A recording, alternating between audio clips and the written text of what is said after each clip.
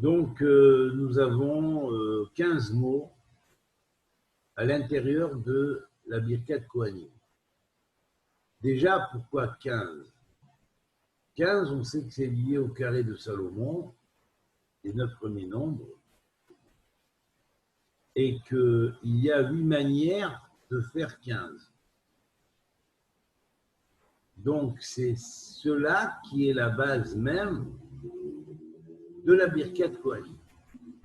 Salomon est le premier constructeur du temple, il est la première préfiguration du Messie, puisqu'il est le fils de David.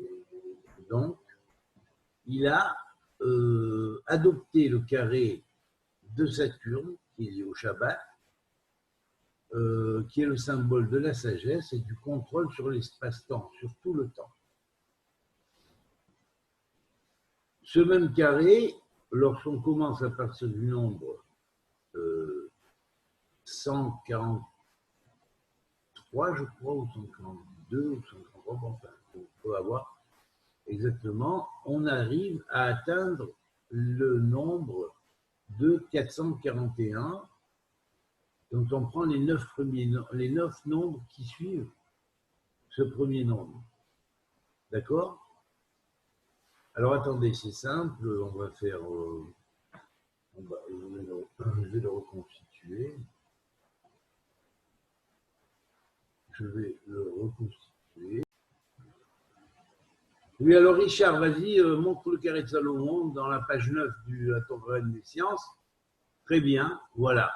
Donc, vous avez remarqué que dans tous les sens de lecture, on trouvera toujours 15.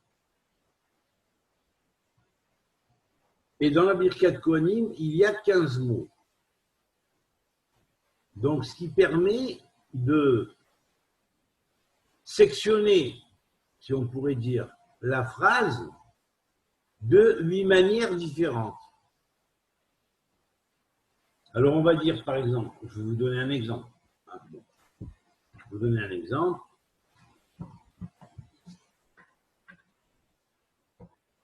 Je parle de la ligne d'en haut en horizontale.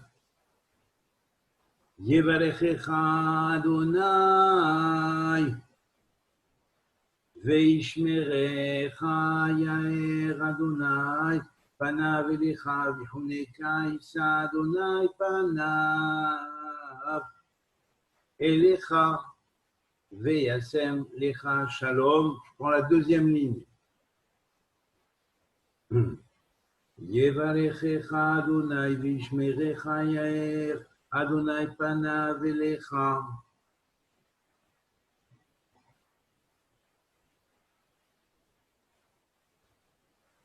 Vichuneka isa Adonai panav elecha veyasem lecha shalom. Dans la troisième ligne. Yevarechecha Adonai veishmerecha yaer Adonai panav elecha.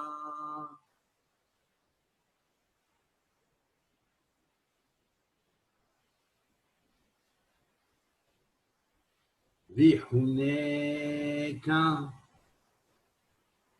Yisaf Adonai panav elecha veyasem lecha shalom. Après, je peux faire pareil, mais en diagonale. En diagonale. Et après, je vais le faire en, comment on appelle ça? En horizontal, pardon, et après en diagonale. Donc voilà. Donc on a 8 manières de disposer ou de pouvoir disposer selon le carré de Salomon avec l'encodage correspondant cette formule. Et évidemment que ça ouvre des portes énormes à la formule. Hein? Parce qu'il faut savoir que les lettres, elles peuvent se transposer de sens dès qu'on trouve le sens qui est clé. C'est déjà une ouverture des portes quelque part vers le temple spirituel. Voilà. Donc ici, on a la bénédiction qui est liée aux Kohanim qui vont exercer pratiquement dans le temple et au travers du temple le premier temple a été construit par Salomon, préfiguration de la dynastie de David ou de la descendance de David, donc préfiguration du Messie. Donc ces 15 mots sont liés à 15 formules.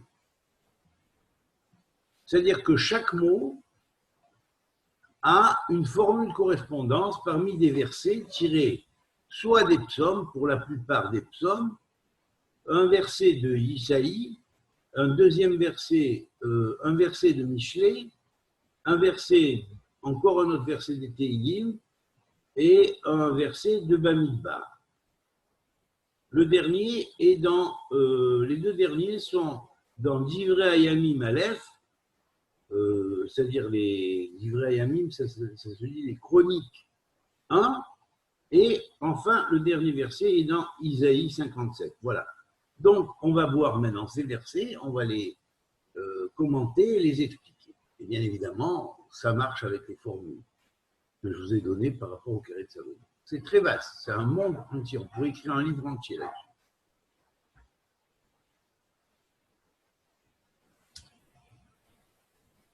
Vous imaginez la science qu'il y a derrière ça? Je vous ouvre juste une fenêtre. Hein. Est-ce que vous vous imaginez la science qu'il y a derrière ça? Derrière ce codage. C'est absolument énorme. C'est absolument énorme. Et comme en fait, de manière d'écrire le carré de Salomon, il n'y a pas qu'une seule manière, comme celle que je vous ai montrée là, que tu nous as montré, Richard, que je t'ai demandé de vous montrer, que j'ai mis sur mon livre de la Kabbale de la Torah, Reine des Sciences, il y a 8 manières d'écrire le carré de Salomon. Et chacune de ces 8 manières a 8 dispositions. Donc, si elle a 8 dispositions, automatiquement, on va dire 8 formules ou 8 carrés. Et chacun des carrés a 8 formules de 15. Donc, c'est logique qu'il y a en réalité 64 fois. 8 fois 8, 64. Un petit peu comme les hexagrammes du Viking ou l'ouverture de la carapace de la tortue symbolique, comme on disait que Pohi avait ouvert à partir de la carapace de la tortue. Alors c'est symbolique, bien sûr, même Pohi est symbolique, parce que dans Pohi, nous avons la racine po, ici, qui peut être à la fois le verbe ou en même temps Dieu lui-même, tout dépend si on l'écrit avec P, un point au-dessus du P, ce qu'on appelle cholem, et un He, alors à ce moment-là, ça voudrait dire la bouche, la parole créatrice, le logos, le verbe, et Po, P, Vav, qui fait 86 en valeur numérique, mais là, ici, il y a le Vav, avec le Nikut Cholem, le point Cholem au-dessus du Vav, ben à ce moment-là, dans ces deux manières d'écrire Po, on a le verbe, on a Dieu lui-même.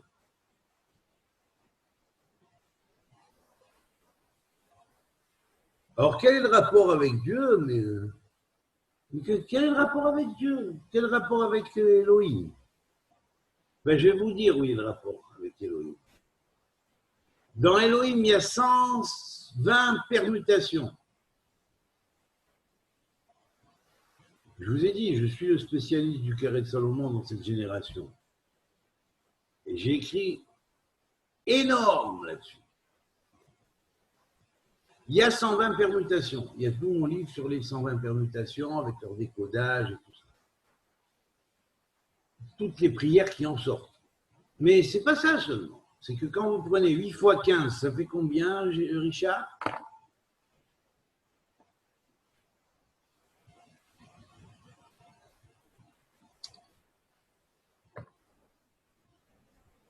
« 120. » Ah ben voilà. Les 8 permutations du carré de Salomon forment la base des 120 permutations du nom d'Élohim. Donc, quand on lit comme ça, parce qu'il y a un sens de lecture, on commence comme ça. Remonte ton carré de façon à ce qu'il apparaisse à l'endroit. sur ton écran. Alors, vous faites d'abord 2, 9, 4.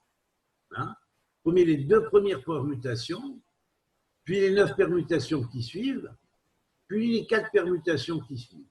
On est à 15 premières permutations. Après, vous faites 7, 5, 3. Vous faites celle qui va suivre, c'est-à-dire la 16e jusqu'à plus 7, plus 5 et plus 3. On est à la 30e permutation. On va faire après 6, 1, 8 qui va nous donner la 45e permutation. Puis on va faire les 45 permutations qui sont verticales. D'accord? 2, 7, 6, 9, 5, 1, 4, 3, 8.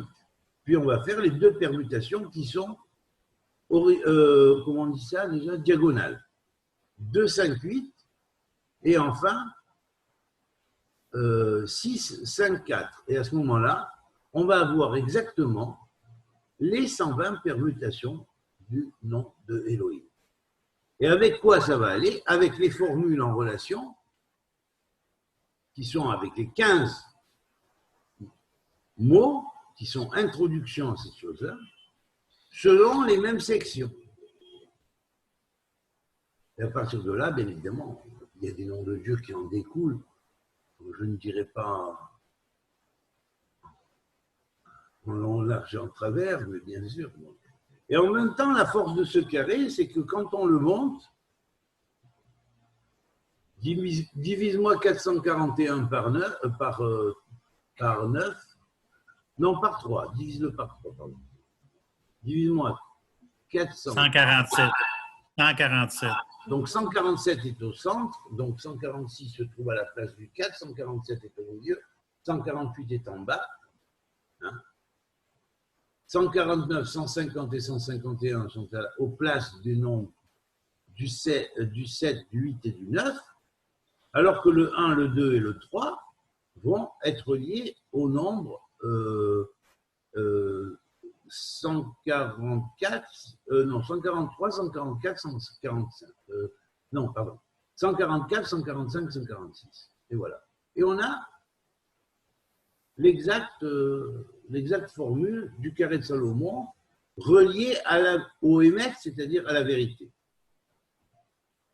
Ça s'appelle le carré de la vérité. Or, la vérité, symbolise l'éclosion finale du Messie, dont Salomon était la préfiguration. Voilà la raison pour laquelle il a choisi ce carré. C'est le carré de Saturne et du Shabbat. Saturne est la planète qui gère le jour du Shabbat. Elle est en même temps le symbole de la sagesse. Or, comme la vérité triomphe de la mort, le mot émet lui-même, qui veut dire vérité, est Aleph plus Met. Ça veut dire qu'en fait, le mort, quand il meurt, s'il va Bevet Hachem, dans la maison de Dieu, qui a la même valeur numérique, et il y trouve l'Aleph, l'unité, sa mort n'existe plus, il est dans le Émet, il est dans la vérité. Une fois qu'il est dans la vérité, si vraiment il s'est réalisé lui-même, il ne peut plus redescendre cette logique. Il n'y a plus de rapport avec ce monde. Sinon, il revient en guide, en incarnation, pour essayer au prochain coup, à la prochaine incarnation, de se réaliser. Voilà. Alors, on va y aller. On va commencer. Le premier mot est Yevarechecha, qui veut dire « et il te bénira ».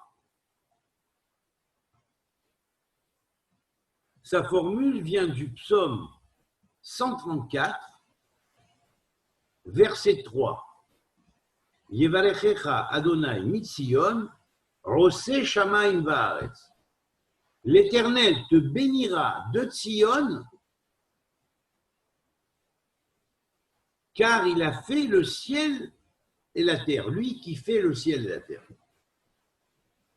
Il fait instantanément le ciel et la terre. Donc l'Éternel te bénira, c'est au futur.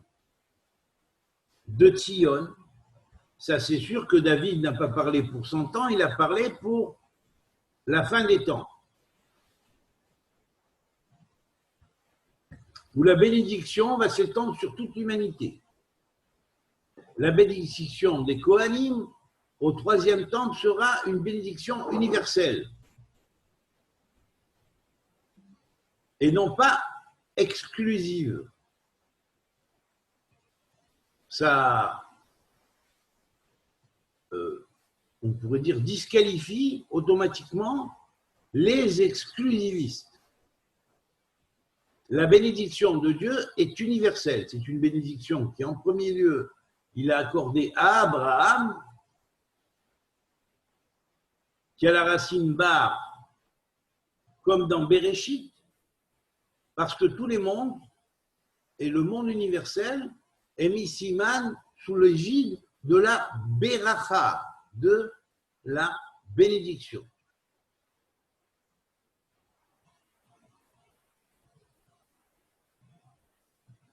Et là, donc, le verset nous dit Yevalechecha, il te bénira de Tzion. Alors là, celui qui n'est pas sioniste, ou qui est anti-sioniste, qui s'amuse jamais à dire un psaume de David, c'est pas la peine. Il est disqualifié automatiquement. Parce que la Torah, sionisme aujourd'hui, on en a fait quelque chose qui n'existe pas, en fait. Un mouvement politique, mais sioniste, ce n'est pas un mouvement politique. Sioniste, c'est le nom d'un lieu, le mont de Tzion. Et ce mont de Tzion, c'est proche de Jérusalem, donc c'est ce mont de Tzion qui va représenter le centre de Jérusalem. Et on rappelle tout de suite après, écoutez bien, vous allez voir la profondeur infinie qu'il y a derrière cette chose-là. Infinie.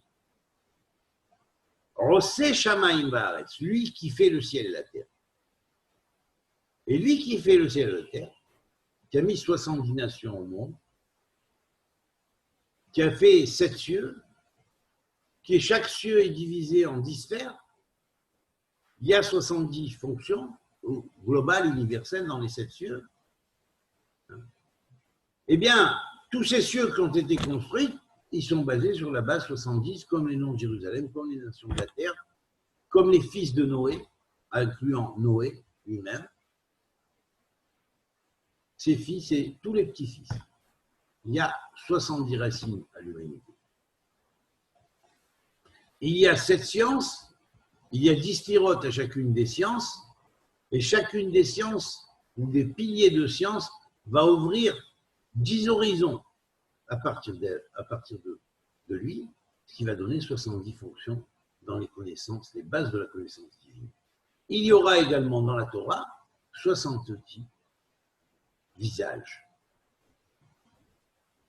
Et tous ces visages sont absolument tous axés sur les noms de Jérusalem. Et il y a un rapport de parallélisme entre les noms de Jérusalem, les noms des nations, les cieux et leurs divisions, les 70 terres dans la division basique par lesquelles les terres ont été divisées par les peuples sortis de Noir.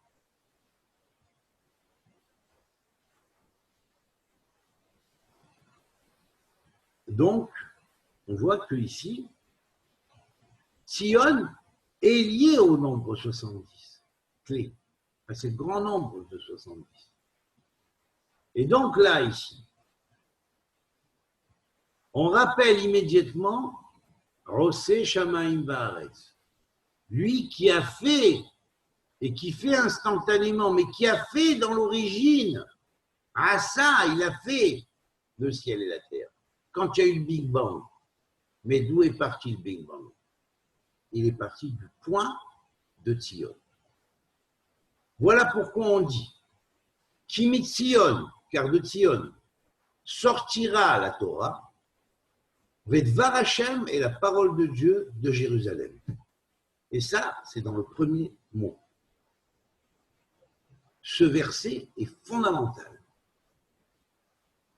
je ne sais pas si vous vous imaginez, mais allez dire à un physicien aujourd'hui, tu sais, le Big Bang, il a explosé à partir d'un point de la Terre où il y a la Evenchia sous le temple, hein, dans les profondeurs en dessous du temple. Le temple se maintenait sur cette Evenchia, cette pierre fondamentale, et cette pierre fondamentale se trouve en dessous de la mosquée de Al-Aqsa, qui a été construite sur le temple. Mais vous vous imaginez, hein, c'est absolument énorme. Ben, je vais vous dire un truc. Ils peuvent chercher. Mais quand la lumière de l'éclatement du Big Bang parviendra à l'œil de l'être humain et à l'œil par les télescopes et tout ça, on constatera qu'effectivement, c'est à partir de ce point qu'est parti le boson de Dieu. Et qu'il a commencé son travail à partir de ce point. Ah, ben c'est bizarre quand même. Mais comment tu peux prouver ce que tu dis? Quel rapport avec le carré de Salomon, qui est le carré de Saturne que Salomon a adopté? Je vais te le dire, le rapport. C'est que Saturne s'appelle aussi Chronos en grec. Saturne, c'est son nom latin. On l'a pris en rapport parce que c'est plus facile, ça va avec Saturne samedi, Shabbat. Mais quel est le rapport? Ben, le Shabbat est hors du temps. Et Saturne, en tant que Chronos, est le principe même du temps. Et Shabbat marque l'arrêt du temps, l'entrée dans la durée et le contrôle du temps. Donc, les maîtres du temps, jadis, dans une antiquité primordiale, ont transmis ce carré avec sa signification prophétique qui est parvenue jusqu'à Salomon. Et Salomon a fait la synthèse avec tout ce qui restait. Et David le Louche, qui est quand même de la lignée de David et de Salomon, a découvert tous les secrets de ce mystère du carré et de la Béracha. Et de tous les secrets, des secrets qui se cachent dans cette Béracha. C'est incommensurable, c'est incompréhensible. On l'a fait tous les Shabbats, tous les lundis et tous les jeudis. Hein. On la récite.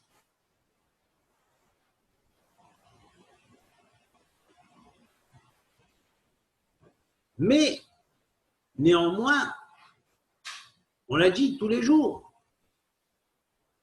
Dans Kiryat Shema à la Mita, on l'a dit tous les jours, dans la prière. Mais il faut savoir une chose, c'est que cette formule est la clé même du Bereshit. Et si la transmission depuis le Zohar, et même avant le Zohar, dans ce qui se transmettait, nous disait que Bar, qui commence le mot Bereshit, qui a aussi signification de Bar, le fils,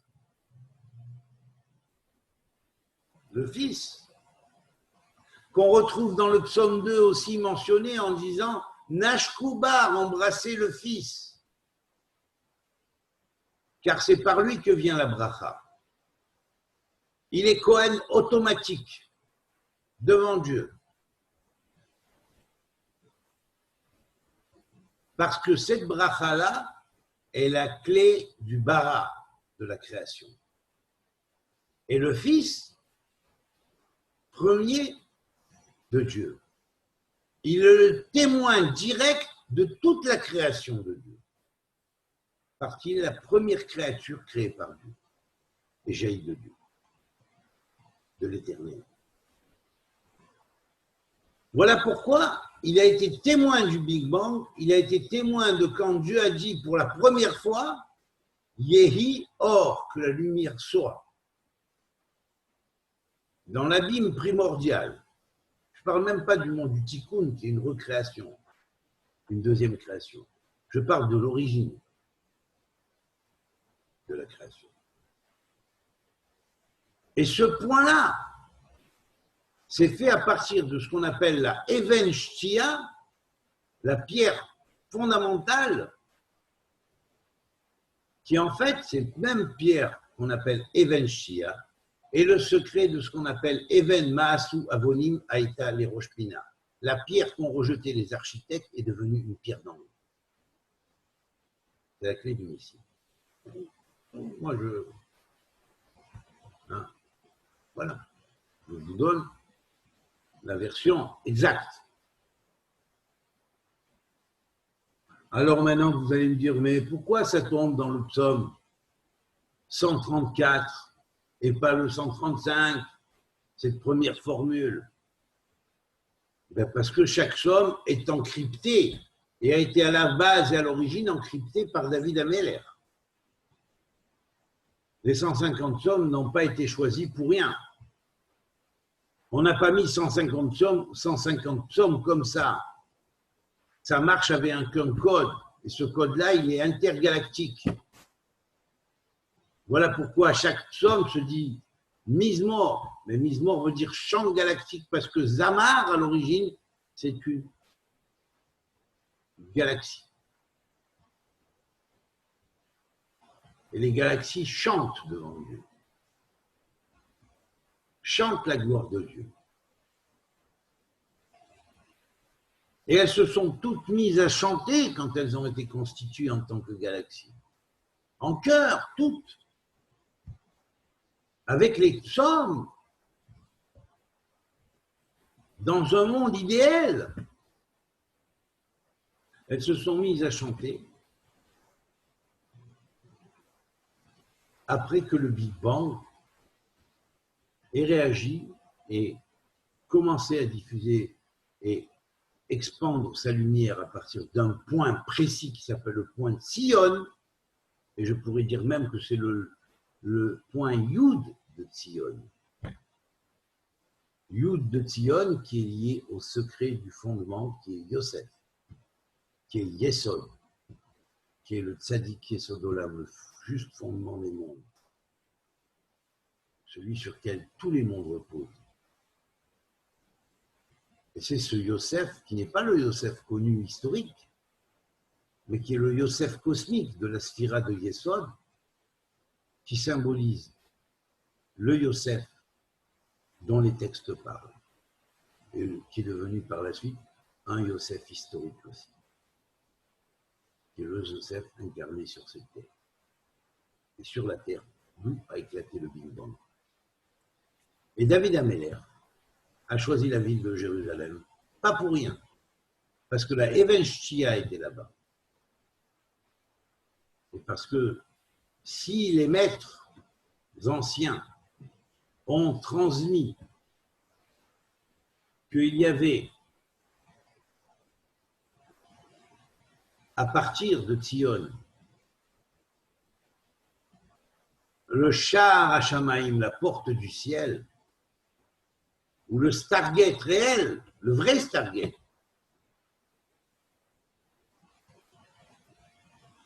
pas le Stargate du feuilleton ou du film, ça c'est une petite imagination des terriens qui ont commencé à tergiverser, à réfléchir sur quelques informations qu'ils ont reçues à propos du Stargate il y a une bonne 35aine d'années, hein, quand on a commencé à diffuser ça, et qu'après, avec tout le cheminement que ça a fait, c'est tombé aux mains de quelqu'un qui l'a réalisé de cette manière.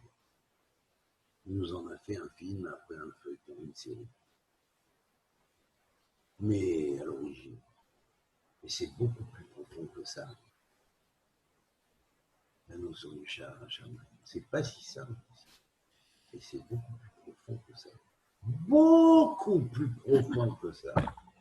C'est pour ça que la Jérusalem céleste apparaît à ce point-là précis. Exactement. Exactement. Et il y a une connexion absolue entre la Jérusalem terrestre et la Jérusalem céleste. Et c'est tout le grand secret de ce qu'on appelle Shara Shammai. Et si aujourd'hui on trouve des coupes circles de partout, certes, il y en a qui sont humains, mais il y en a d'autres qui ne sont pas humains.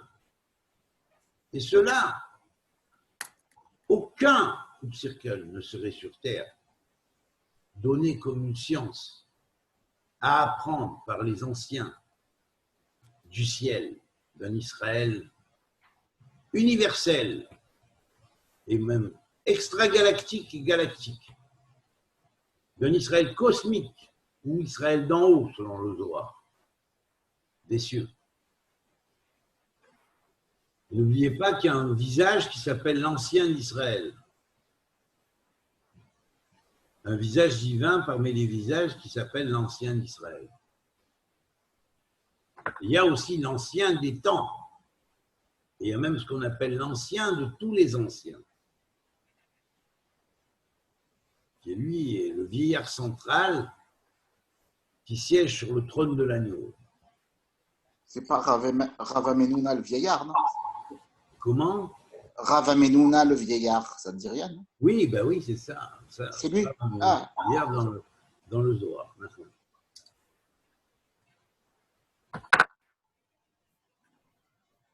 Et donc,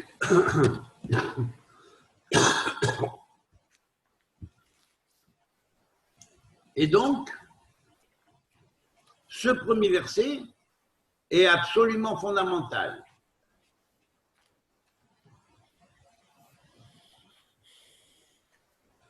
Il est lié à la sphira de Chesed des Kelim Emsaïm de Malchut, du Malchut. C'est-à-dire que la bénédiction, le premier Yevarechecha, le premier mot des 15 mots-clés, le premier mot qui, dans ces 15 mots-clés, inclut la totalité des 15 premières formules, des 15 premiers Elohim permutés. Nom d'Elohim permutés avec leur nom de comment dirais-je, de changement.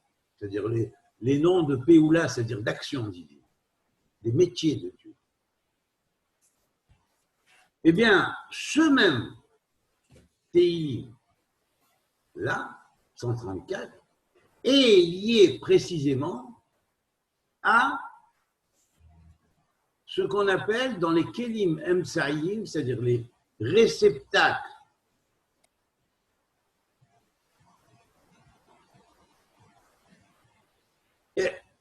Emsaïm, c'est-à-dire centraux de la lumière divine, est lié au réceptacle central, parmi les 10 réceptacles centrales, donc qui est lié, lui, en tant que 4e réceptacle, à la sphère de Chesed. Chesed veut dire l'amour, la bonté. La bénédiction ne peut venir sur le monde que par l'amour et par la bonté.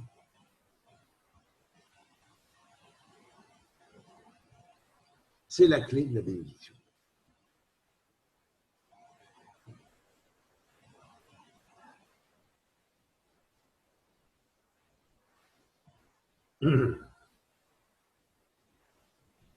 Et Sion est la clé de l'amour et de la bonté. Parce que le monde, quand à partir de la Even Shia, de la pierre fondamentale, qui va devenir après Rosh Dvarecha Emet, le début de sa vérité, le début de sa parole et la vérité, qui est aussi le secret de Emet, Me'aretz Titzmach, la vérité sortira de la terre, et le secret de Even Maasu Avonim Maïtel et Rosh Pina, la pierre qu'ont rejetée les architectes est devenue une pierre d'angle.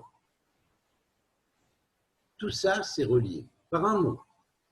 Yevarechecha, de la bénédiction en 15 mots des grands prêtres. des Kohanim, donc de tous les prêtres, mais d'abord télécommandité et mener cette bénédiction par le grand prêtre.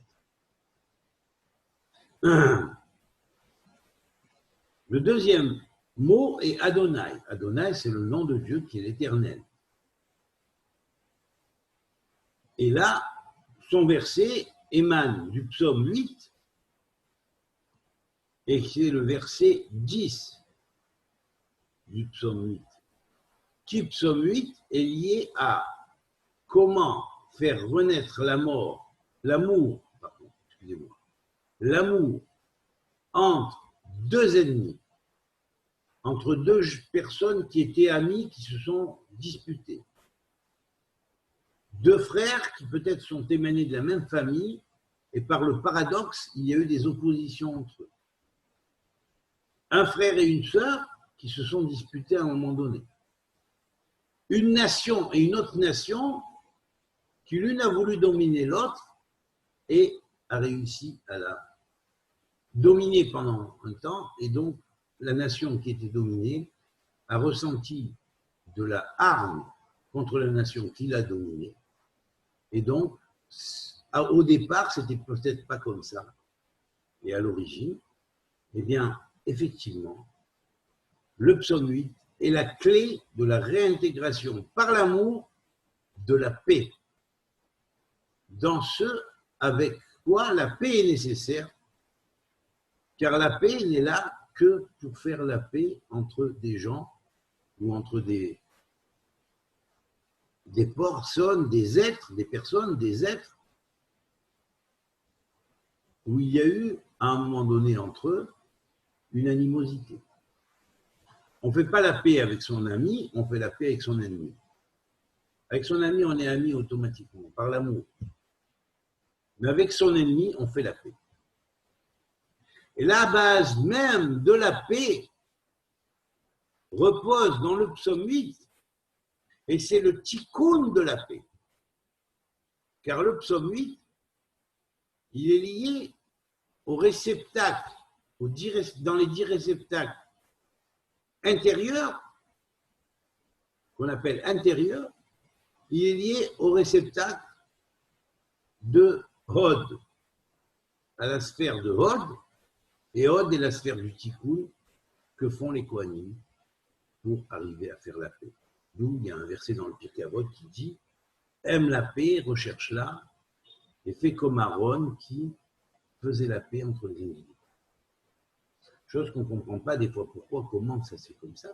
Mais voilà la preuve. Donc, le Yud-Keh-Vav-Keh, l'éternel, qui est lié au deuxième mot donc, de cette Birkat Kohanim, est lié au verset 10 du psaume 8, qui dit comme ça, Adonai, adonnez-nous, au éternel, adonnez-nous, notre Seigneur.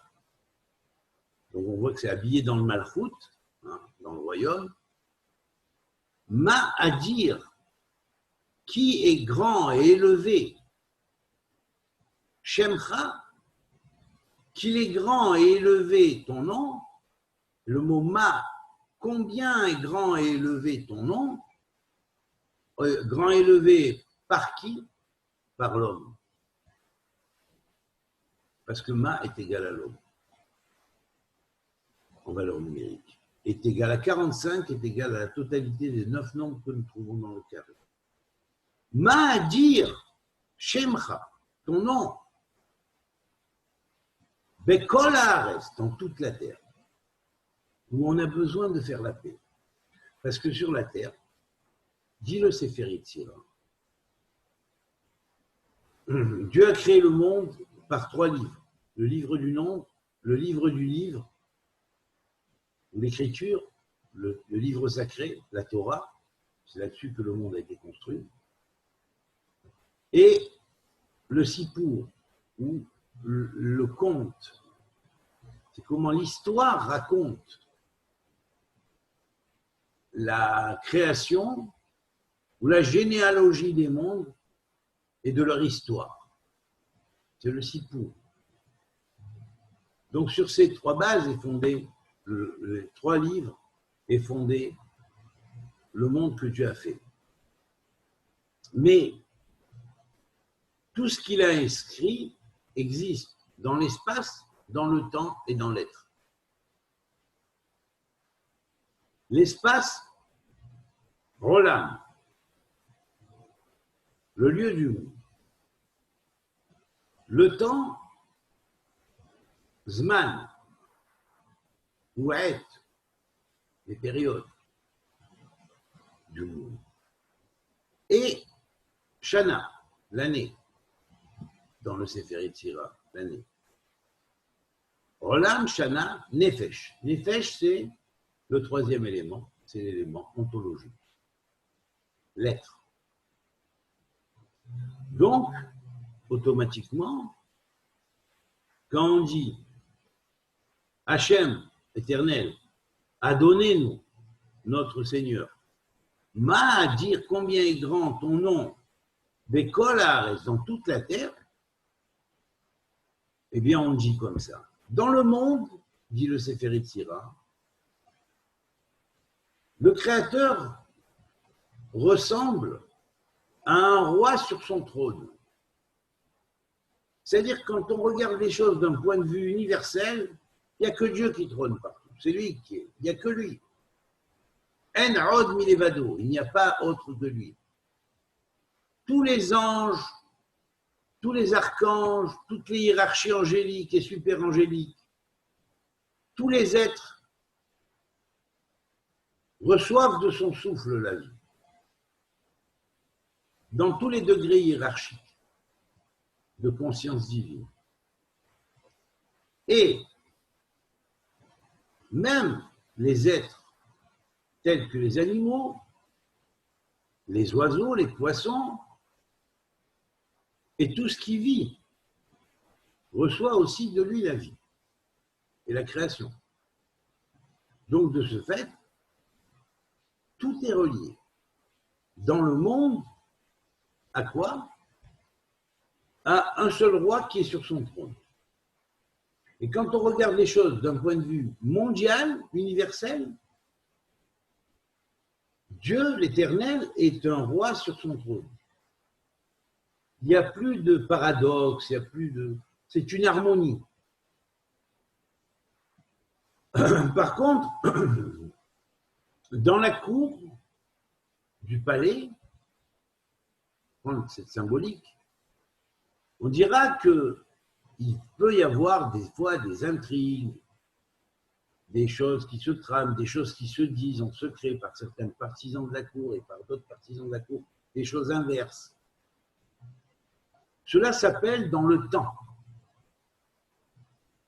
Dieu dans le temps, l'Éternel, correspond à un roi dans sa cour et non pas sur son trône. Sur son trône, c'est incontestable, il n'y a pas de paradoxe. Dans le temps, il y a des paradoxes. Puis, nous abordons maintenant le troisième point. Dans l'âme humaine, Nefesh, dans l'âme humaine, Nefesh, ou dans l'âme consciente, réfléchissante, douée de libre arbitre, Dieu, l'Éternel, représente un roi en guerre. Pourquoi en guerre? Parce que chacun voit selon son point de vue. Et c'est très difficile de sortir et d'être préservé de cette guerre. Cette guerre, elle existe. Elle existe dans toute religion, dans toute philosophie, dans toute recherche spirituelle. Il y a toujours une guerre de l'être humain pour son point de vue par rapport à d'autres. Et pourtant, en réalité, dans le monde, tout cela est un, parce que Dieu est un roi sur son trône. Dieu, l'Éternel, est un roi sur son trône. Mais dans la même veine, écoutez la profondeur maintenant de la chose, il ressemble à un roi en guerre. Et qu'a dit Salomon, pour les deux dernières formules qui restent, dans les 28 temps, il existe un temps pour la guerre et un temps pour la paix. Et là, on va dire quoi? Le temps pour la paix, c'est le temps pour la paix. Donc, cette paix-là, c'est la paix sur la terre. Donc, la deuxième formule qui est liée au deuxième mot, Adonai Adonenu, est la base du tikkun, la base de la réparation de la création. Ma dire ô combien est grand dans l'homme, l'âme humaine, qui est pleine de paradoxes. Shemcha, ton nom, ô combien il est grand dans l'âme humaine, Bekol Haaretz, sur toute la terre. Bekol Haaretz. Le Bekol fait en valeur numérique 52. Et 52, c'est le parallèle ou le synonyme de Bar, qu'on a vu qui est la base de Bereshit, qui représente le pur, le Fils premier, témoin de toute la création. Et donc, c'est en même temps appelé Ben. Ben, ça veut dire aussi le Fils.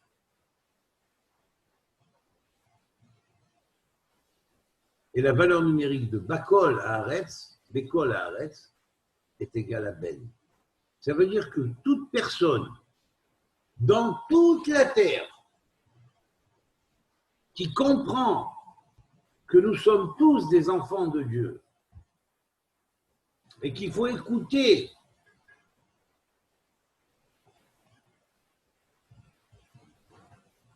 le message que le premier enfant ou l'aîné enseigne, transmet, afin que sur toute la terre, la paix s'installe, il faut que chacun devienne un fils de Dieu. Alors à ce moment-là, sur toute la terre, quand tu auras des fils de Dieu partout, des vrais fils de Dieu, eh bien, il y aura la paix.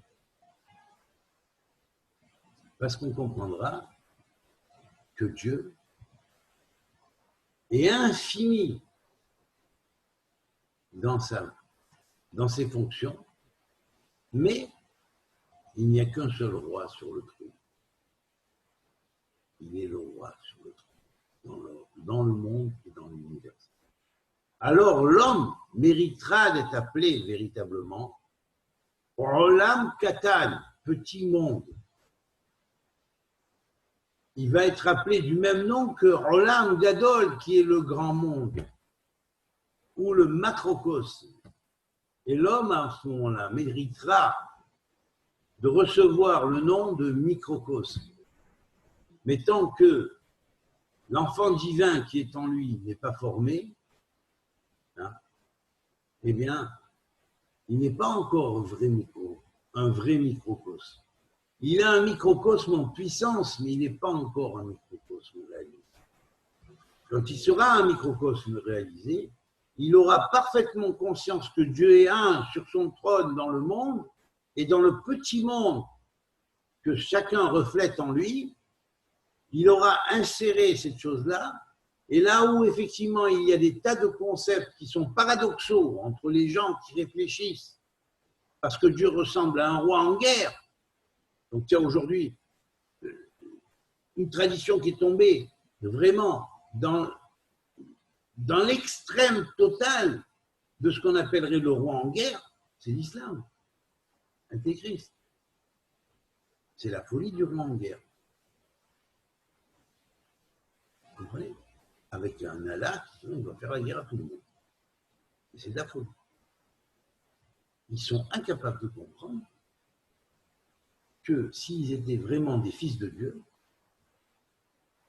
ils devraient installer à l'intérieur d'eux, après avoir fait leur djihad personnel sur eux-mêmes, dans leur âme, et avoir nettoyé les scories, et compris que Dieu est un dans le monde, dans l'univers, en tant que macrocosme. Donc, il est un dans le macrocosme. Donc, chaque microcosme doit être à l'image et au reflet du macrocosme. Devenu fils, on devient un microcosme. Voilà. Yivarechecha Adonai. Veishmerecha. Et il te gardera. Alors ici, c'est le psaume 16, verset 1. Shomreni el hasitiba.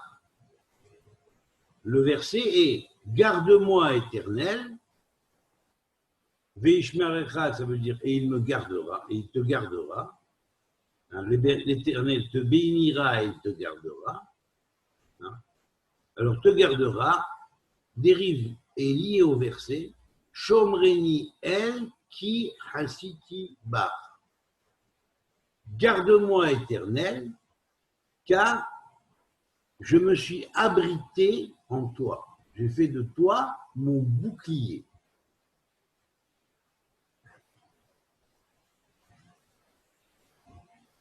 Psaume 67, verset 2. Le quatrième mot est Yaher. Yaher, ça veut dire il éclairera l'Éternel, sa face vers toi, et il te prodiguera la grâce. Donc alors, le premier mot c'est Yaher, et il t'éclairera. Elohim Yehanenu, donc le Dieu nous prodigue la grâce, Vaïvarechenu, et il nous bénit, Yaher, il éclaire sa face, Itanu Sela, sur nous, Sela, Sela, je ne sais pas, c'est pas traduit. On pourrait dire ainsi soit-il. Voilà. Donc ça, c'est le verset 2 du psaume 67.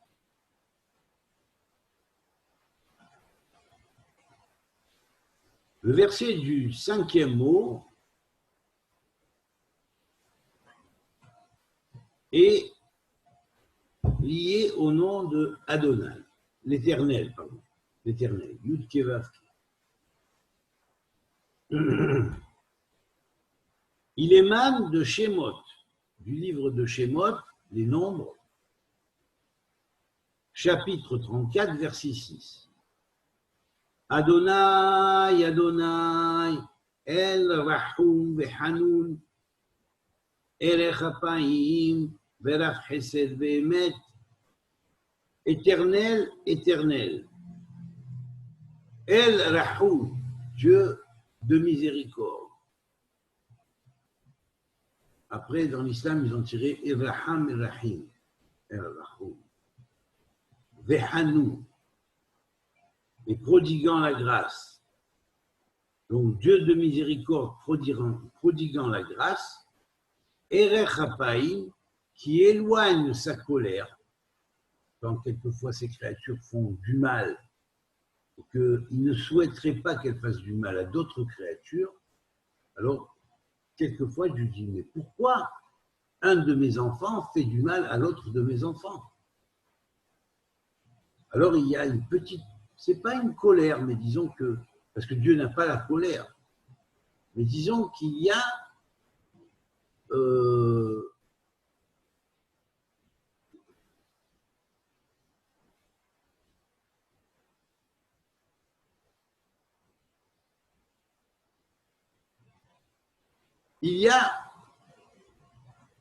une force de chaleur qui monte dans le prana divin.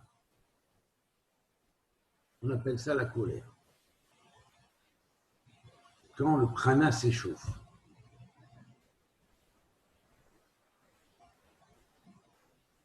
Alors, Erech Hapaim qui éloigne cette forme de colère pranique du prana, du souffle, qui monte symboliquement aux narines, hein, comme quand un homme a la colère, le souffle lui monte aux narines. Hein, et donc, en prenant cette analogie, ça nous permet de comprendre Erech Hapaim, Veraf Chesed Vehemet. Et grand, et Rapaim vont dire, qui éloigne ce sentiment-là, et grand dans la bonté et la vérité. Peux-tu me donner les références du texte, s'il te plaît? Ah, la référence, c'est Shemot, le livre des nombres, chapitre 34, verset 6. Merci.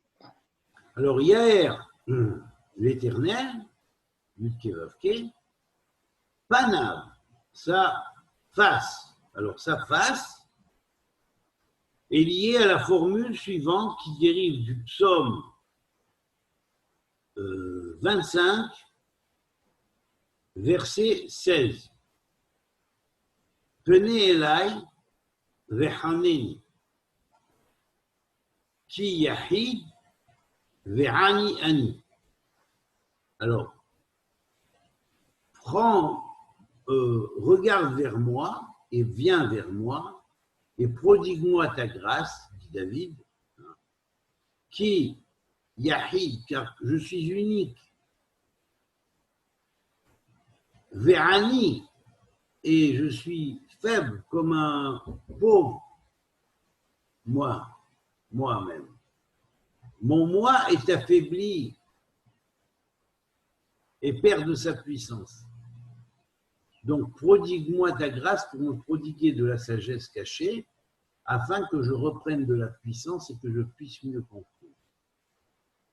Cela s'appelle Panav, c'est-à-dire que quand Dieu nous éclaire l'Éternel de sa face, ce verset se met en marche, et c'est le verset qui est Pene Elai Vehaneni, qui Yahid Vehani Ani. Or, bien évidemment, je ne vous dis pas les mantras qui vont sortir de là, hein, c'est évident. Chaque verset, c'est mantra. Tout ça fait partie de la tradition prophétique, de la Kabbale prophétique. Elecha, vers toi, vers ton toit, vers ton toit. Donc l'Éternel va prodiguer et il va éclairer sa face sur toi, dans ton toit. Elecha, dans ton toit, il va te renforcer dans ton toit. Cela se trouve dans le psaume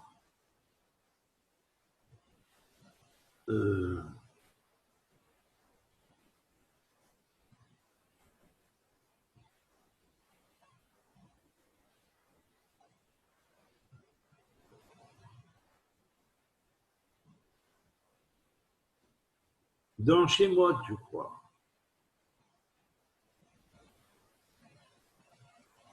Aleph, non, c'est pas possible. Bon, le verset est celui-là. Elecha Hashem, nafshi esa. Vers toi, Éternel, mon âme voyage. Donc, Elecha, c'est-à-dire quand il fait reluire sa face sur toi, et qu'il va te prodiguer de la grâce, comme l'a dit le verset, il n'est pas mentionné combien de temps il va te prodiguer de la grâce, automatiquement, ça va provoquer dans ton moi que tu vas dire vers toi, Éternel, nafshi esa, mon âme voyage. Mais en voyageant, elle est en même temps portée par toi. Parce que si nous devons voyager sans être portés, le voyage est tellement infini que nous n'en revenons plus.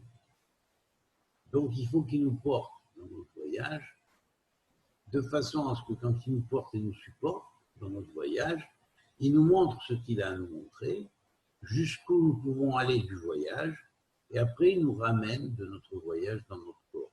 Voici pourquoi il est marqué vers toi à l'intérieur de toi. Vihuneka, et il te prodiguera sa grâce, et là on est au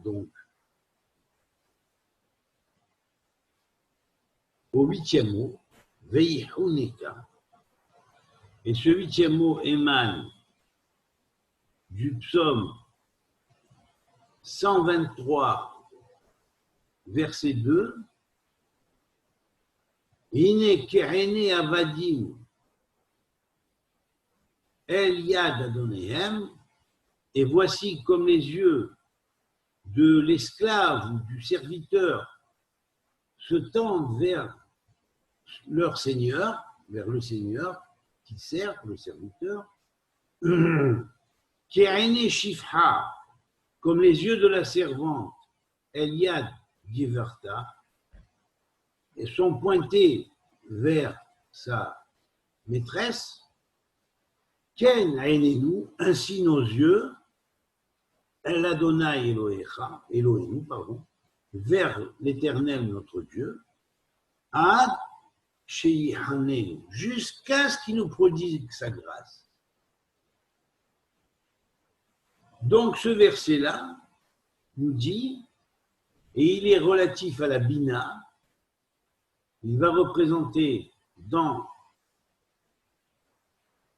le Nefesh ou l'âme, et dans le Malchut de l'âme, hein, il va représenter particulièrement la sphira, la sphère de la Bina, lorsqu'elle germe dans le Malchut, dans le royaume d'en bas, et qu'elle germe par l'intérieur ou par les récipients, les 10 premiers réceptacles intérieurs, par le biais de la Bina, en tant que 3e réceptacle de ces 10 réceptacles premiers intérieurs, hein, intérieur c'est-à-dire ésotérique, mystique, et intérieur, dans la pnimiout de l'âme, dans l'intériorité de l'âme et pas dans son extériorité, alors on va dire ce passouk est là. Et c'est le passouk qui est lié, le 2e verset de ce psaume-là, qui est sous l'égide de cette sphère de Bina. Et de réceptacle intérieur de la sphère de Bina. Dans le Malchut, réceptacle intérieur de la sphère de Bina dans le Malchut. C'est la qualité générale du psaume, et là, le 2e verset de cette version générale du psaume. Alors voilà comment il est dit ici. Hiné, et là, Hiné, c'est 60 en valeur numérique, vous voyez. Pour dire c'est absolument fondamental. Sans le hen qui est la grâce cachée, dont la valeur numérique est 58, il n'y a pas de 60.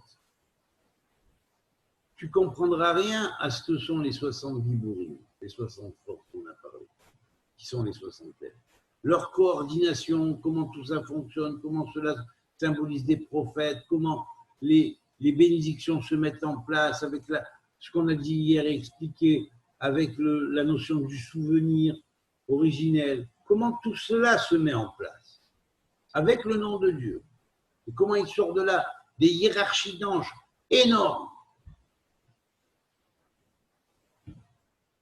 Tu ne peux pas comprendre tout ça et le rapport avec les lettres remplies, donc le remplissage du Tékélim par la lumière de la sagesse, tu ne peux pas le comprendre si tu ne comprends pas le Hiné. Le Hiné, c'est 60. C'est comme le Hiné Mitato chez Shlomo, c'est comme le voici le lit de Salomon, 60 justes l'entourent à la valeur numérique de Hiné. Et là, c'est Hiné, voici,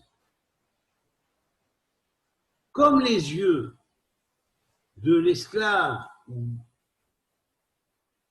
de celui qui sert son maître sont pointés vers le maître,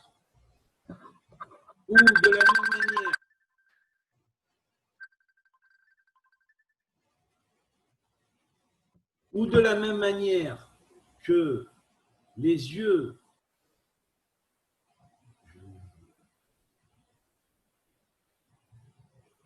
sont déconnectés de ça parce que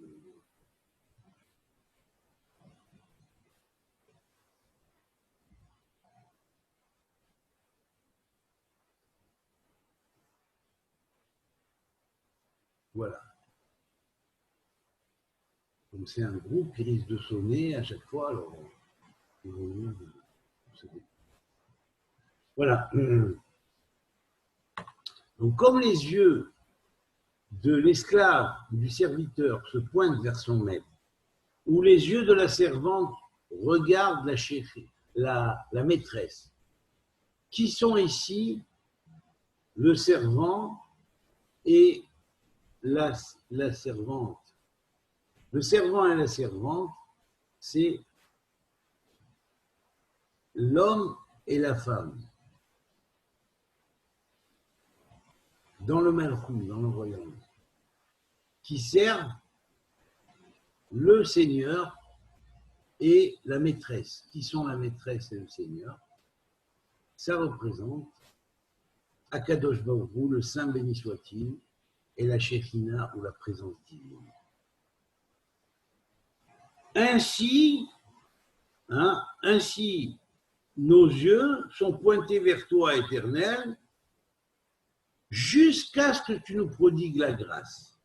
Car si tu ne nous produis pas la grâce, nous ne pourrons jamais comprendre le secret de toute l'architecture de la Birkat Kohanim, le rapport que ça a dès le premier mot avec la création originelle, avec le point de lumière qui est parti dès le Big Bang, qui est parti à partir du point de Tzion, qui est le point central du temple et d'un temple spirituel sur terre qui est lié à un temple spirituel dans la Jérusalem céleste, dans l'univers, comme Jérusalem d'en bas est liée à la Jérusalem d'en haut, et on ne peut pas comprendre la place des 70 nations sur la terre et les 70 racines dans les civilisations cosmiques qui leur sont liées dans le royaume de Dieu si tu ne nous prodigues pas la grâce. Quel est le secret de la grâce? Le secret de la grâce, Hen, c'est un anagramme. La grâce, Hen, c'est Chochma Nisteret, la sagesse cachée. Sa valeur numérique n'est pas 58 pour rien. Parce que dans le temps, 58 fractions de seconde sur 60 sont des secondes qui dépendent du déterminisme absolu. On ne peut rien changer. Tout est écrit, c'est le ktab, comme disaient les musulmans. Mais il reste 2 fractions de seconde dans une seconde où les choses peuvent être changées par le libre arbitre, par la prière, par les demandes qu'on fait à Dieu, qui nous amène la bénédiction qui permet de changer et de sortir d'un déterminisme absolument incontournable, trouver la porte de sortie de ce déterminisme-là et par notre libre arbitre, par notre bon choix, révoquer ce déterminisme et le décret de ce déterminisme. Alors, il faut savoir une chose, quand on dit Yosef avait le chen, il a été gratifié de la grâce, c'est-à-dire qu'il a reçu le secret de ce 58/60e.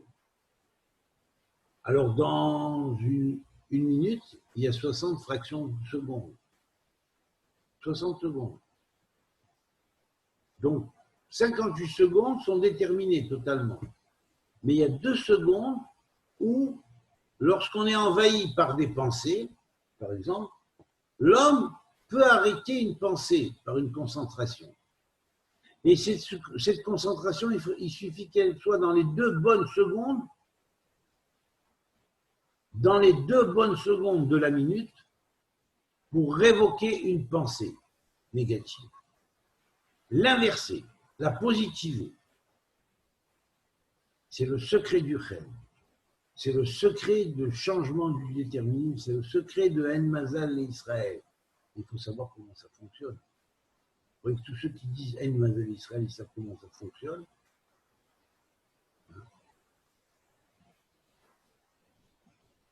Alors, Dans chaque heure, il y a 60 minutes. On a 2 minutes par rapport à 58 minutes où on peut changer un état d'âme. C'est-à-dire que des fois, on a un sentiment, on est énervé. Quelqu'un vient nous dire « calme-toi, arrête un peu. À quoi ça sert de t'énerver ?» Le pire Pirkei nous dit « ne cherche pas à calmer ton prochain au moment où il est énervé parce qu'il va s'énerver encore plus. » Si tu n'arrives pas dans les 2 bonnes minutes où tu peux agir sur son libre arbitre, où il reprend conscience de lui-même et à ce moment-là, il va se calmer, tu ne peux pas lui changer son état d'âme. Le mec, il est triste. Tu peux arriver, tu dis, sois pas triste, ça ne sert à rien, faut avoir la pêche, être positif. Tu peux lui dire ça tant que tu veux. 58 minutes par heure, tu parles en l'air. Ça n'agira pas sur son sentiment pour le corriger. Dans une journée, il y a 24 heures. Mais si nous divisons la journée de 24 heures en 60, il y a 2 espaces, soit 48 minutes de temps, qui vont correspondre aux 2/60e de la journée. C'est dans ces 2/60e de la journée, par rapport aux 58/60e qui restent, c'est-à-dire 23 heures, 12 minutes, que tu peux changer l'action d'une personne. C'est énorme. C'est énorme. Vous vous rendez compte? Ça veut dire que moi, aujourd'hui, j'ai décidé de tuer mon prochain. Je prends un extrême. Par exemple, Macron a décidé de nettoyer tous les petits vieux par le vaccin Bill Gates. Allez, il faut comme ça on paiera moins de retraite, par exemple. Et puis, il écoute secours.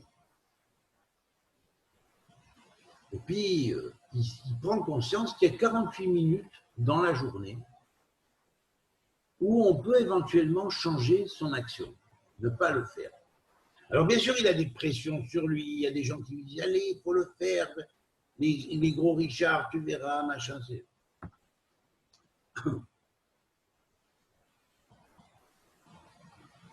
Ce même argent, tu peux le mettre ailleurs. Mais il réfléchit au fond de lui quand même ici, je suis vraiment un gros salopard. Et j'arrive pas à ne pas le faire.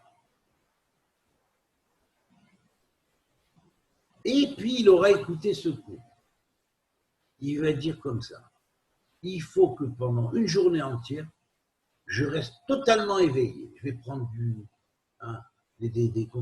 des cachets pour rester totalement éveillé, pour ne pas dormir une fraction de minute ou de seconde pendant toute ma journée. Et je vais attendre et je vais réfléchir. Je vais faire un bilan de conscience. Et j'arriverai peut-être à tomber dans ces 48 minutes de réflexion où va me venir une ingéniosité peut-être d'en haut, je ne sais pas. Il se dit, après tout, je m'appelle quand même Emmanuel, c'est un beau nom dans la Bible, alors quand même. Je ne suis pas le pire des salauds, forcément, si on m'a appelé comme ça. Et pourtant, je me comporte comme le pire des salauds. Alors, il se dit, je vais réfléchir. Donc, il passe la première heure, deuxième heure, troisième heure, quatrième heure, cinquième heure. Il dit, non. De toute façon, il dit, je ne prends pas ma résolution tout de suite, je ne signe pas ça à ceux qui vont exécuter le projet. Je vais réfléchir à l'implication de cette chose-là et je réfléchis, on verra. Puis il arrive à la 15e heure, à la 16e heure. D'après son biorhythme intérieur, par exemple, je dis, c'est un exemple, Macron, qui t'écoute au cours, ne prend pas exactement la 15e heure. Je te dis, la 15e heure, je te donne ça comme c'est une suggestion. mais tu la découvriras par toi-même. Alors il se dit, tiens, j'avais entendu cet individu parler du psaume 117 qui peut changer le libre arbitre. Et des fois, quand on veut quelque chose, mais qu'on ne le peut pas, on peut, en récitant le psaume 117, un nombre de fois précis, arriver à obliquer le libre arbitre vers quelque chose de positif. Même si on ne le pouvait pas, on le pourra. Alors, je dis, ben, je vais réciter le psaume 117. Et il récite. Il récite 60 fois le psaume 117. Il récite 60 fois le psaume 117, c'est pas long, hein, 2 versets. 2 versets, 60 fois, ça lui fait 120 versets. 120 versets à dire. Ce qui est assez curieux, c'est en relation avec les permutations d'Élohim. Les 15 fois 8 qu'on avait vu dans le carré de Salomon. Alors il se dit, bon ben voilà, j'ai récité, maintenant j'attends. J'attends.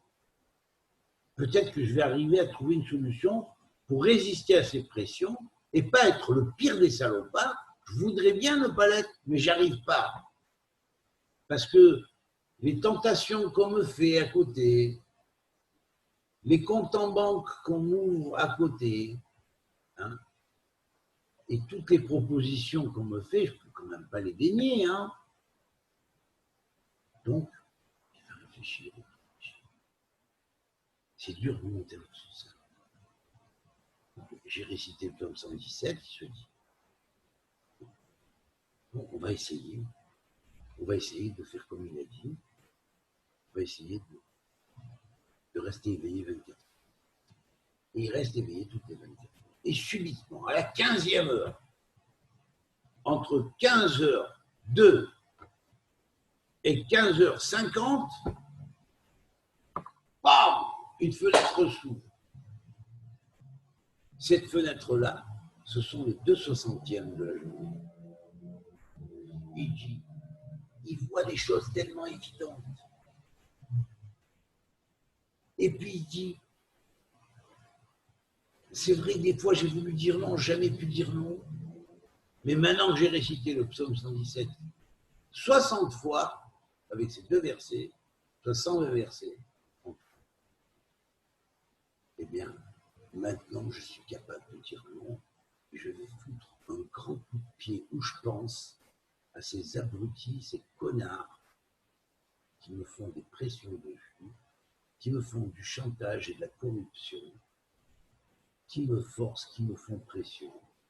Et je veux non pas être l'Emmanuel symbole de l'Antéchrist, mais je préfère être l'Emmanuel symbole ou plus proche du Christ. Et à ce moment-là, Emmanuel Macron reçoit une lumière supplémentaire et il dit, ils veulent faire tuer les Juifs, les vieux, mais je vais les envoyer chier, tous je vais les mettre aux arrêts maintenant. Allez, aux arrêts tous ces gens-là.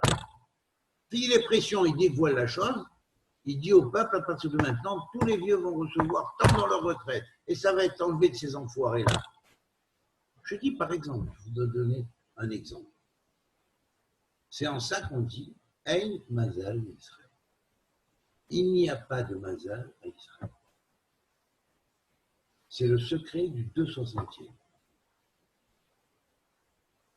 C'est le secret du Iné et du Chen. Voici les 60 puissants d'Israël qui entourent le lit de Salomon. Tout cela sont des facteurs de déterminisme, mais il y a toujours dans le cycle de chacun, sur chacun d'eux ça peut tomber, selon le biorhythme de chacun. Il y a un moment où on peut changer chaque chose. Une pensée, un sentiment ou une réaction sentimentale ou une action négative en positif. Et c'est précisément là qu'il faut agir. Comme ça. Voilà. Alors voilà la raison pour laquelle Vihuneka, la phrase qui nous commence à Vihuneka, elle est liée au Hiné. Le Hiné, c'est le Hiné de Hinémitato chez Shlomo. Voici le lit de Salomon. Les 60 guerriers d'Israël l'entourent. Ils sont les 60 prophètes, les 60 portes de la prophétie, les 60 portes du déterminisme et les choses qu'on peut changer du déterminisme grâce à la prophétie et aux portes des prophéties. Et chaque porte est gardée par un ange. Un ange de jour et un ange de nuit. 60 anges de jour, 60 anges de nuit. Donc, ce qui fait en tout 120 anges liés exactement tous aussi aux fameux 60 permutations du nom d'Élohim, leurs permutations et toutes les formules mystiques qui vont avec. Est-ce que vous voyez la portée de la bracha, de Birkat Kohanim, maintenant, on commence à comprendre. Parce que là, à mon avis, même il y a beaucoup qui peuvent apprendre de là. Beaucoup. Même des gens qui se croient spécialistes dans ce domaine. Alors voilà, maintenant, on arrive au 9e mot, qui est Yissa. Donc la phrase est Yissa Hashem Panav Elecha Vechuneka, Veyasem Lecha Shalom, pardon. Yissa Hashem, l'Éternel, Panav, il dirige, en même temps il porte. Et on pourrait dire, il se manifeste vers toi. Donc, Issa, et en te portant en même temps. Hachem, l'Éternel, Panav, sa face, Elecha, vers toi, Veyasem, et il sème à l'intérieur de toi son nom, et dans son nom, qui est en toi maintenant, il y aura le shalom. Il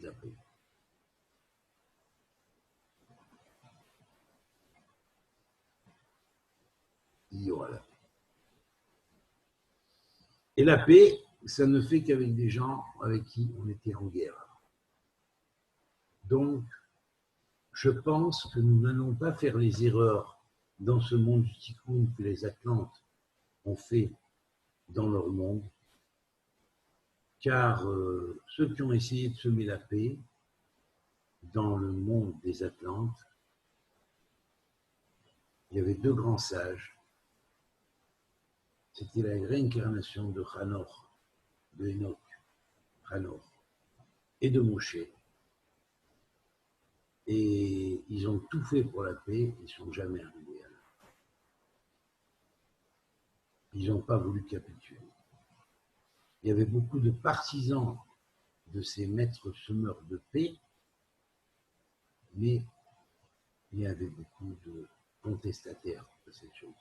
Et ça a entraîné des guerres fratricides, des guerres biologiques, des guerres, on pourrait dire, psychotroniques, hein, que harpe à côté et tout ce qu'ils ont dans la NASA actuellement, c'est de la rigolade et de la gnognotte. On ne sait même pas ce qu'il y avait chez les Africains. C'était hyper plus évolué que nous. Ça avait déjà eu contact avec des civilisations hyper avancées, ça avait utilisé des connaissances hyper avancées, hyper plus avancées que là où nous sommes. Mais simplement, depuis qu'Adam a mangé de l'arbre de la connaissance du bien et du mal, on pourrait dire qu'il a réactivé la possibilité à notre monde de refaire les mêmes erreurs que les Atlantes, qu'ont fait les rois précédents dans le monde d'avant Adam Rishon. Simplement, d'avant Adam le premier. Simplement, étant donné que ce monde est le monde du tikkun et qu'il n'y a pas de tikkun si on n'est pas remis devant la même erreur et là on ne la refait pas, donc il fallait quelque part, de toute façon, c'était le karma de l'homme de manger l'arbre de connaissance du bien et du mal et d'introduire en lui la base de ce qu'avait été avant, des mêmes erreurs la possibilité de refaire les mêmes erreurs afin de, une fois mis devant l'art, au pied du mur, ne pas refaire l'erreur. Et c'est en cela que notre monde s'appelle le monde du cycle. Donc à la fin, il ne refera pas l'erreur que les attentes ont fait et les mûrir. Donc, ils peuvent prévoir tout ce qu'ils veulent, ceux qui sont la résultante de la connaissance du bien et du mal, ce mouvement d'ordre mondial, tout ce qu'ils veulent. De toute façon, ça n'aboutira pas parce qu'à la fin des fins, ce qu'ils ont fait, nous-mêmes, quand on en arrivera au bord du chaos de le faire, au dernier moment, il y aura un geste arrière et on ne le refera. On ne le refera pas parce que ce monde s'appelle le monde du tikkun et parce que Dieu a prévu tout cela avant et c'est la raison pour laquelle c'est maintenant qu'il dévoile, parce que c'est le bon moment pour arrêter sur la lancée sur laquelle nous sommes. Et effectivement, nous sommes au bord de la vie, mais nous ne ferons pas le pas en avant.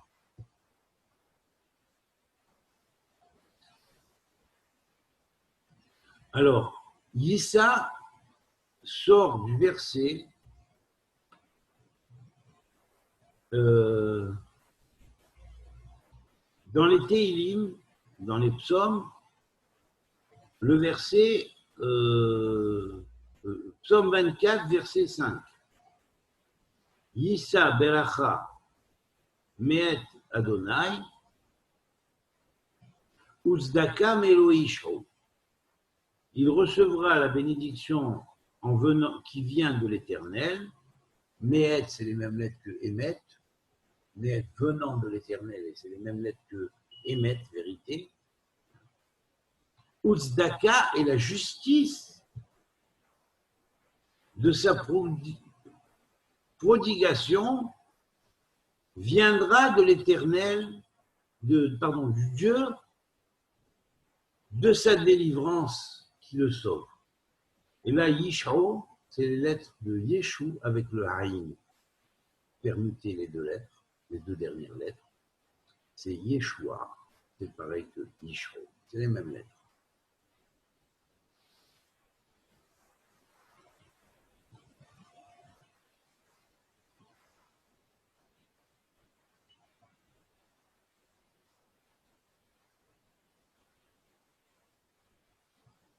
Hachem, l'Éternel, donc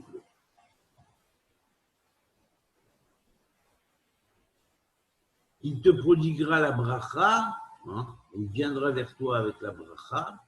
Donc là, il vient, l'Éternel, vers toi, il te prodigue Adonai, Honenu, ça c'est le verset, c'est un verset de Isaïe, chapitre 33, verset 2. Adonai, Honenu, Lecha Kivinu. Éternel, prodigue-nous de la grâce, car vers toi nous nous sommes concentrés et nous avons canalisé notre pensée et nous nous sommes, on pourrait dire, concentrés sur l'axe. Voilà, exactement. Kivinu, nous sommes concentrés sur l'axe.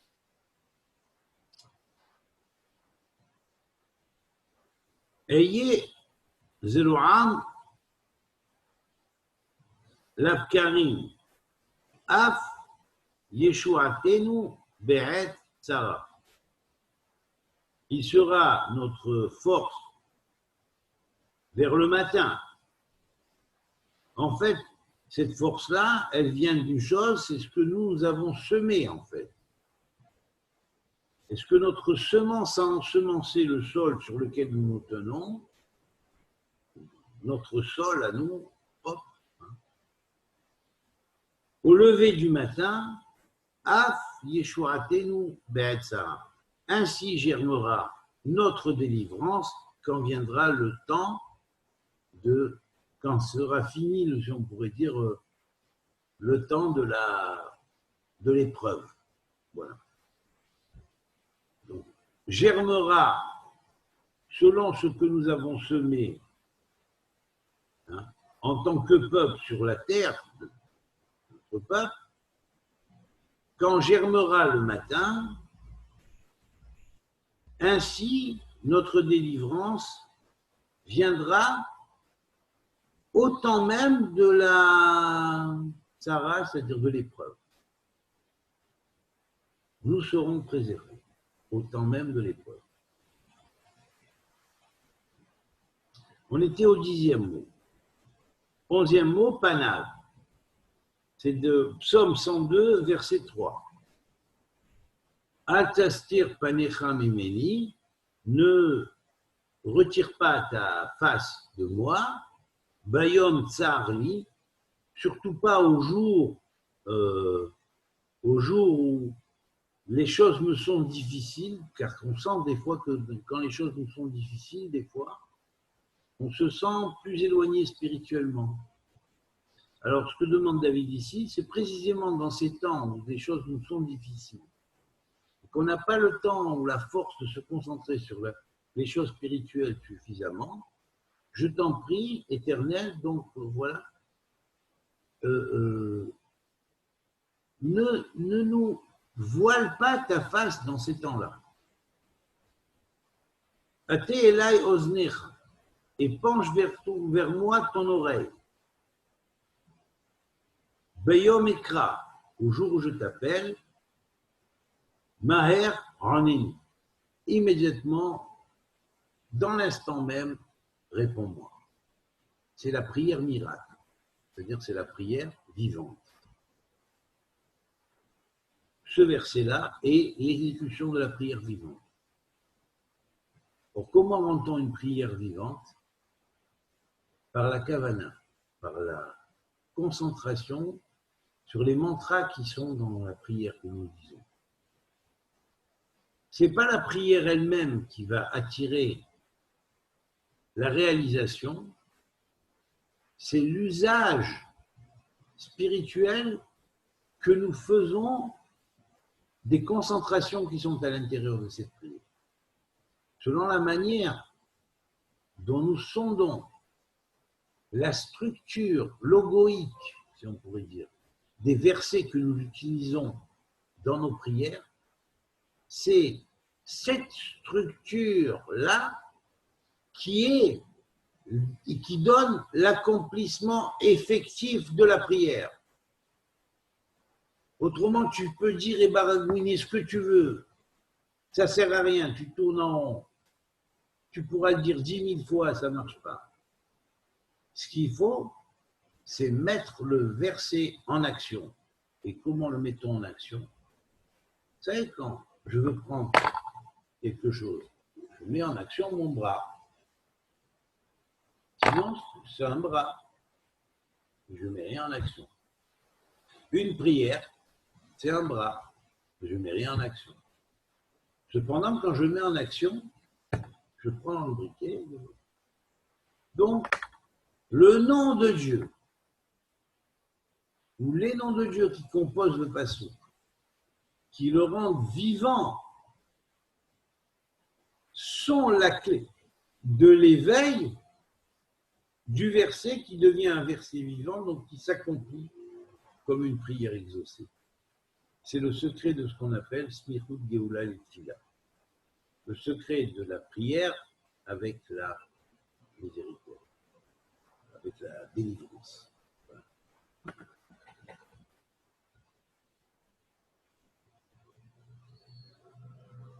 Nous sommes au 12e mot. Pana velecha. Donc ça, c'est quand la face vient vers nous, face qui s'était éloignée parce que nous étions en difficulté et on n'avait pas le temps de penser trop à l'esprit. Nous, on fait notre prière un peu comme ça. Et là, David Améler demande, c'est pourquoi on dit David Améler n'est que prière. Il a dit, je ne suis que prière. Parce qu'il mettait chaque prière qu'il émettait, il la mettait en action vivante. Donc, automatiquement, ça devenait une prière vivante. Alors voilà, la clé nous est donnée ici, c'est le panav, ou le 11e mot qui nous définit cette chose-là, de la bracha. C'est-à-dire, Yissa Hashem Panav. Il va te montrer et venir vers toi, et en même temps te porter l'Éternel et te porter au travers de sa face. cette face qu'il va prodiguer vers toi, et là on est donc au 12e mot, qui est lié au psaume 123, premier verset. C'est Elecha Nasati et Renai Ashive Ayoshev Bashamay. Donc, vers toi j'ai penché, tourné mes yeux, hein, et en même temps diriger mes yeux. Diriger mes yeux, Hayoshve Bashamay, toi qui sièges dans le ciel.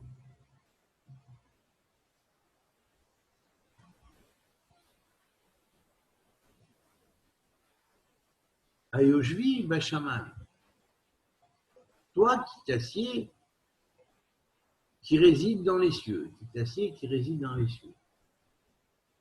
Elecha, vers toi. Bon, après, Veyasem Lecha Shalom, on est dans les 3 derniers mots.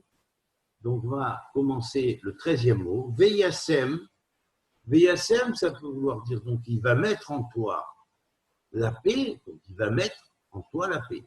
Et dans Veyasem, il y a aussi Sham, qui veut dire là-bas. Tout ça là-bas, dans le en toi, il va mettre la paix. Et qu'est-ce qu'il va mettre en fait? Shem, c'est son nom. Vei Hashem, il va mettre son nom. En mettant son nom en toi, toutes les réalisations de paix sont possibles parce que quand son nom est mis en toi, tu vas le mettre dans la prière et chaque prière que tu vas dire, tu vas animer le verset et chaque verset deviendra une concrétisation qui va se concrétiser effectivement et donc va devenir par la Smichot Geoula, l'Itfila, et la délivrance viendra par la prière, et notamment par cette prière. Et à ce moment-là, les peuples qui étaient en guerre, vous deviendront en paix. Et c'est possible de faire la paix dans un monde qui est en guerre grâce à la puissance de la prière qui va se manifester comme une Smichot Geoula, l'Itfila. C'est-à-dire un rapprochement entre la prière et la délivrance. Mais comment c'est possible? Ben oui, c'est possible. Tu sais pourquoi c'est possible? Parce qu'en fait, personne ne veut la guerre. Demande au peuple s'il veut la guerre. Le peuple ne veut pas la guerre. Qui est-ce qui veut la guerre? Les salopards de faiseurs de guerre. C'est eux qui veulent la guerre. Est-ce que c'est les présidents qui veulent la guerre? Pas toujours les présidents. Des fois, c'est ceux qui sont derrière les présidents qui les font chanter. Et tous les enfoirés qui sont derrière. C'est eux qui veulent la guerre. Donc, comment faire qu'il y ait la paix? Eh bien, que chacun envoie, je ne vais pas dire balader, dans les grandes largeurs, ceux qui imposent la guerre pour leur pouvoir. Et que ça germe dans les esprits des présidents, manipulés par les manipulateurs qui les manipulent, qui les mettent au pouvoir, qu'ils en échappent. Afin que dans toutes les nations de la Terre, tout le monde réfléchisse et dise, nous qui sommes le peuple, est-ce qu'on veut la guerre? Non, on ne veut pas la guerre. Qui est-ce qui veut la guerre? Qui est-ce qui veut la guerre? Les présidents, l'idéal politique, l'idéal religieux qui nous met en conflit avec les autres. Mais envoyez balader tout ça. Pourquoi vous vous laissez manipuler par ces choses-là? Envoyez-les chier.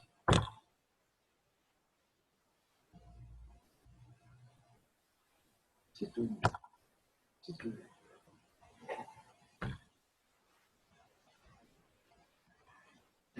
Imagine-toi que dans le monde demain, tout le peuple décrète un shabbatisme absolu. Plus personne ne va travailler. Plus personne ne va travailler. Plus personne ne sert la société. Plus personne. Vous imaginez le nombre de policiers et de police qu'il va falloir pour faire forcer tous ces gens à travailler, à continuer, à être les esclaves de leur société, mais qui vont se faire prendre. À la place, on descend tous dans les rues, on va tous manifester. Et on marque. On sait que vous savez que c'est votre fin. On n'a pas peur. Tous les moments politiques dans toutes les langues. On sait ce que vous voulez de nous. Mais selon l'Évangile, selon la Torah, selon le Coran originel, c'est pas ce que Dieu veut. Nous serons assistés par le Créateur et nous demandons au Créateur de nous délivrer de vous. Vous n'avez pas le droit sur nos âmes, ni sur nos corps. C'est une interdiction divine. Et vous le savez très bien, et même les anges déchus qui vous dirigent, ils le savent très bien. Il y a certaines résolutions qu'ils ne peuvent pas prendre. Parce que s'ils les prennent, d'en haut, on les freine automatiques. On attend que tu fais avec le monde de Dieu ce que tu veux, toi. Tu t'appelles Asa ou Azaël. Tu en as à faire. Ça va. Il t'envoie en 30 secondes, c'est fini, il n'y a plus personne. Alors ils sont obligés de faire des compromis de calme sur certains points. Mais si nous, on se laisse avoir, c'est nous qui voulons. On flirte avec eux.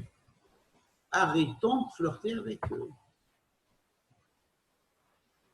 On ne veut plus de leur simulacre de justice, de machin. Je ne paye plus rien, plus d'impôts, plus personne.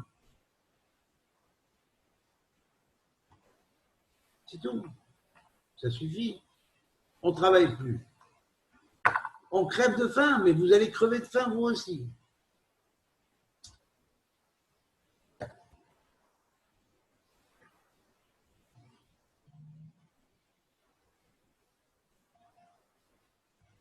Les militaires en guerre qui partent en guerre, leurs femmes pleurent, leurs mères pleurent, leurs mères, leurs femmes ont peur, leurs enfants ont peur. Et pourtant, ils vont verser leur sang pour des guerres politiques qui sont... Ils ne sont même pas dedans. Pourquoi? À quoi ça sert? Ça sert à certains. Mais on n'en a rien à foutre que ça serve à certains. On n'accepte plus. Et c'est ce que Shem, Dieu, veut et attend qu'on se révolte. Comme ça. On fait la révolution silencieuse, sans force. Ils peuvent essayer d'utiliser la force, mais ils n'utiliseront pas longtemps. Si on l'a fait dans ce sens-là, ils n'utiliseront pas longtemps. Ils seront vite mais le haut là. Et croyez-moi, ceux qui sont en haut et qui attendent qu'on se comporte comme ça, sur toute l'humanité, ils en ont très peur de ça. Voilà. Parce qu'ils savent que leur fin est proche, mais ils essaient de profiter au maximal. Et ils essayent même de changer la fin, mais ils ne la changeront pas. Parce que ce monde est le monde du tikkun. Et leur chaos précédant leur ordre, nouveau, soi-disant, mondial, ils n'arriveront pas à le mener. Parce qu'on est dans le monde du tikkun, on n'est pas dans le monde des Atlantes et des Lémuriens et des autres races qui ont précédé avant Adam et Eve. On est dans le monde du tikkun. Et le monde du tikkun, c'est la tikva. Et c'est par le biais du 8e roi que la tikva se fait. La tikva, c'est pas seulement le chant qu'on a chanté à Sion, quand le peuple juif fait retourner sur sa terre.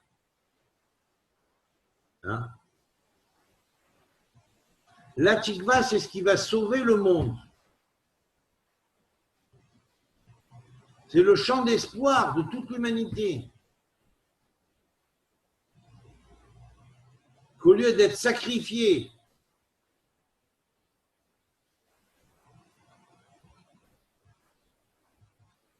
ils vont diriger les yeux vers leur Père qui est au ciel, et le Père qui est au ciel va leur répondre.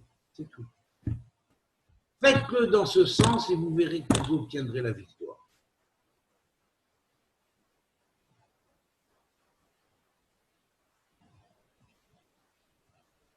Donc ça, c'est Veyassem.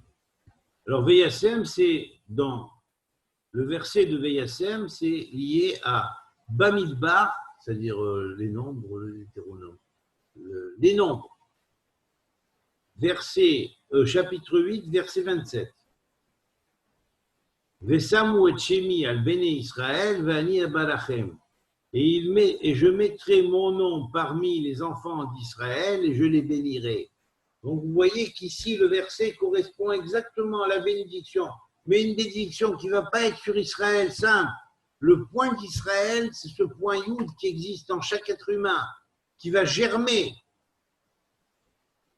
au-delà de son ego, c'est-à-dire du goy qui est en lui. On espère qu'il germera ses Shogral qui a marqué goy ici. Bien, ça peut, hein, très bien.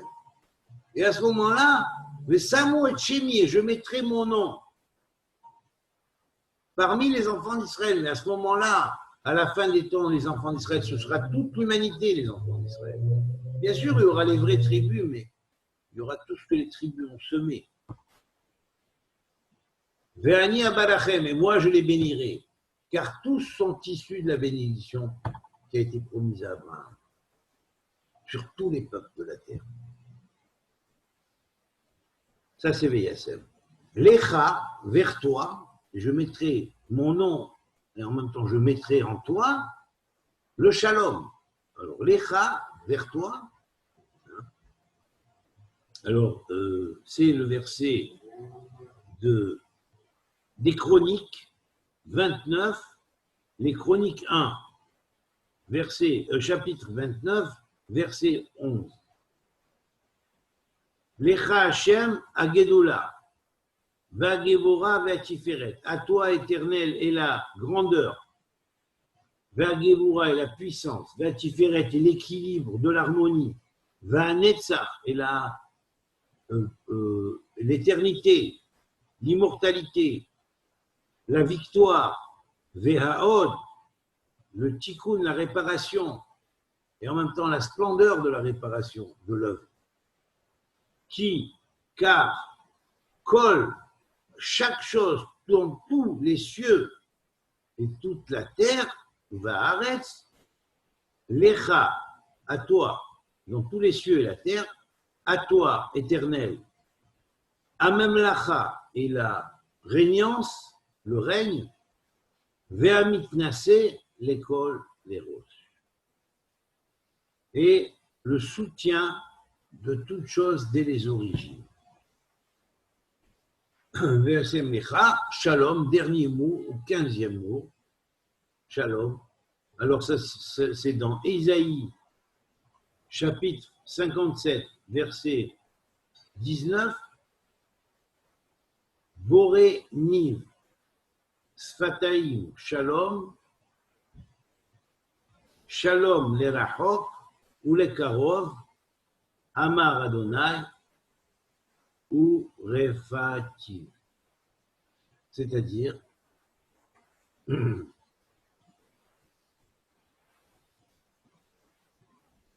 Créateur,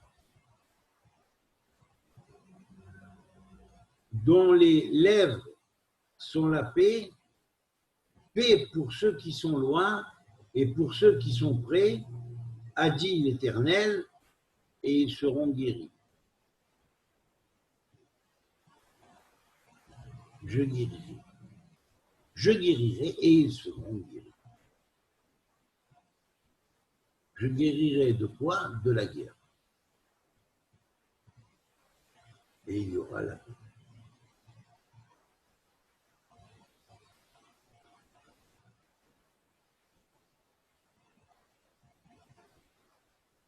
Voilà.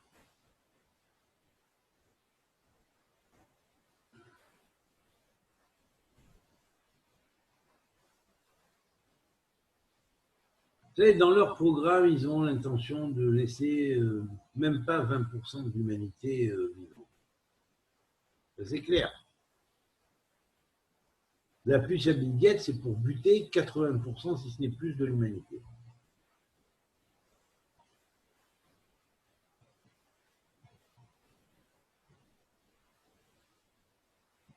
Donc, à nous de faire ce qu'il faut. On ne peut rien faire. Ils ont les forces, les armées, à leur service, avec le pognon qu'ils ont, il n'y a pas de... On ne peut rien faire. Mais la chose qu'on peut faire, c'est prier comme il faut. Et là, les rôles vont s'inverser. Croyez-moi, si vous n'y croyez pas encore assez, commencez à travailler là-dessus, vous verrez que ça va se hâter. Et de plus en plus, il y aura des signes d'en haut, comme quoi leur désagrégation est plus que programmée, malgré qu'ils croient encore pouvoir faire retourner la situation vers le niveau, ils n'y arriveront pas. Parce que c'est le monde du Tikkun, pas le monde de la Shvira. Alors, comme c'est plus le monde de la Shvira, c'est le monde du Tikkun, ben, soin les olivettes. C'est tout pour eux. Soin les olivettes, c'est tout, c'est ça. Soin les olivettes.